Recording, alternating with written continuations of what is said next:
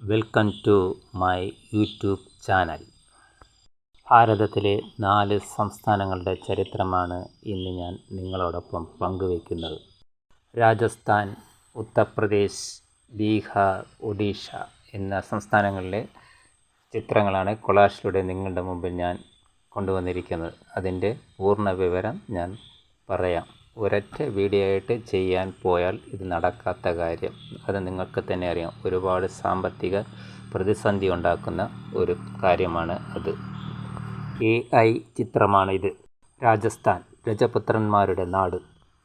പുരാതന സിന്ധു നദീതട ഭാഗം. കാലിബംഗൻ മത്സ്യമഹാജനപദം. രാജവംശങ്ങൾ കുഹിലർ, മേവാർ. ചൗഹാന്മാർ അജ്മേർ. റാത്തോഡുകൾ മാർവാർ. വീര്യത്തിൻ്റെ പ്രതീകം. പ്രധാന വ്യക്തികൾ പൃഥ്വിരാജ് ചൗഹാൻ, റാണ പ്രതാപ് സിംഗ്, റാണി പത്മിനി, മീരാഭായ്. 700 ഏക്കറിൽ സ്ഥിതി ചെയ്യുന്ന മേവാർ കോട്ട. ഇവിടെയാണ് സതി നടന്നത്. ഹൽദി ഘാട്ട് യുദ്ധം നടന്നത് 1576. പ്രധാന കോട്ടകൾ ചിറ്റോർഗഡ്, കുംഭൽഗഡ്, ജയ്സാൽമീർ. ചിറ്റോർഗഡാണ് വലിയ കോട്ട. രാജസ്ഥാൻ ചരിത്രങ്ങൾ ഉറങ്ങുന്ന വീരഭൂമിയാണ്.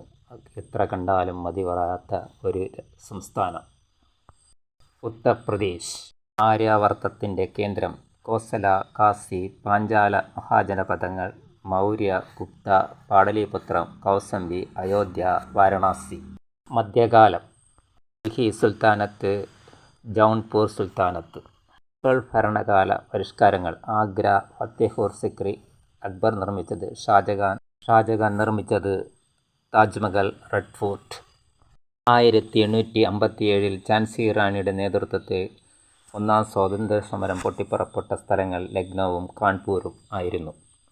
ഷാജഹാൻ ചക്രവർത്തി തൻ്റെ ഭാര്യയായ മുംതാസ് മഹലിനു വേണ്ടിയിട്ട് യമുനാ തീരത്ത് ഇൻഡോ ഇസ്ലാമിക് വാസ്തുവിദ്യ പ്രകാരം നിർമ്മിച്ച അതിമനോഹരമായ വെണ്ണക്കല്ലിൽ തീർത്ത ശവകുടീരമാണ് ഇത്.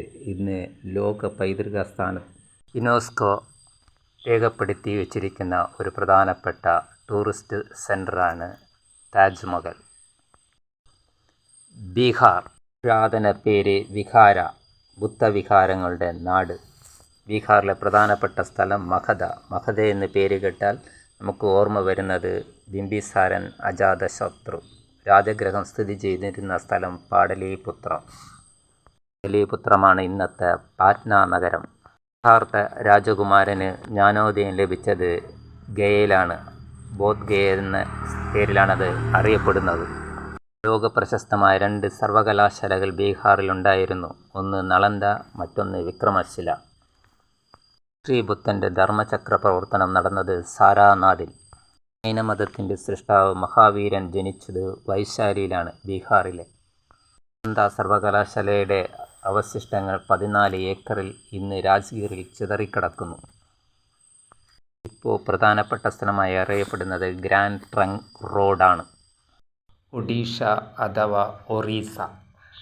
പുരാതന നാമം കലിംഗം.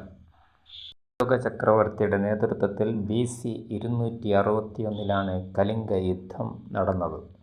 രക്തരൂക്ഷിതമായ കലിംഗ യുദ്ധത്തിനു ശേഷം അശോക ചക്രവർത്തി ബുദ്ധമതം സ്വീകരിക്കുകയുണ്ടായി. ഇവിടുത്തെ പ്രധാന ക്ഷേത്രം കൊണാർക്ക് സൂര്യക്ഷേത്രം. AD 1250 കിഴക്കൻ ഗംഗ രാജവംശം രാജ നരസിംഹ ആണ് ഇത് പണിതത്. കൊണാർക്ക് സൂര്യക്ഷേത്രത്തിൻ്റെ രഥചക്രം. സൂര്യക്ഷേത്രത്തിന് മറ്റൊരു ഐതിഹ്യമുണ്ട്. ശ്രീകൃഷ്ണൻ്റെ പുത്രനായ സാംബൻ കുഷ്ഠരോഗം മാറാൻ വേണ്ടി സൂര്യദേവനെ പ്രാർത്ഥിച്ച് രോഗശാന്തി വരുത്തിയതിനു ശേഷം പണിതതാണ് എന്നതാണ് ഈ ക്ഷേത്രത്തിൻ്റെ ഐതിഹ്യം. ഈ ക്ഷേത്രത്തിൻ്റെ പ്രധാന ഗോപുരം 19-ാം നൂറ്റാണ്ടിൽ തകർന്നു. ഇന്നുള്ളത് ജഗമോഹന മണ്ഡപമാണ്.